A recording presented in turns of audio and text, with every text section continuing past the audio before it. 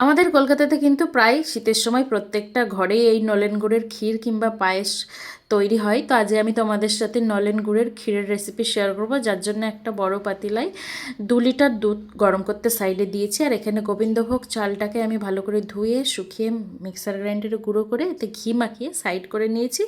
আর গরম দুধ কিছুটা একটা কাপের মধ্যে তুলে নিয়ে এতে পাউডার দুধ মিক্স করে সাইড করে নেবো।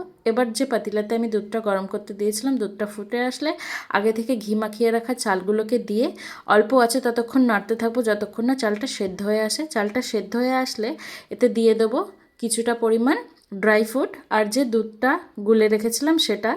এবার যতটা পরিমাণ তোমরা মিষ্টি খেতে পছন্দ করো ঠিক ততটা পরিমাণে গুড় এতে অ্যাড করবে। গুড়টা অ্যাড হয়ে গেলে মিক্স হয়ে এলে কালারটা এরকম না চেঞ্জ হয়ে আসবে। আর নামানোর 5 মিনিট আগে খোয়া ক্ষীর দিয়ে খুব ভালো করে মিক্স করে নামিয়ে নিলেই কিন্তু রেডি একদম টেস্টি টেস্টি নলেন গুড়ের ক্ষীর। যদি রেসিপিটা ভালো লাগে তোমাদের অবশ্যই ট্রাই করো আর আমায় কমেন্টে জানিও কেমন হয়েছে।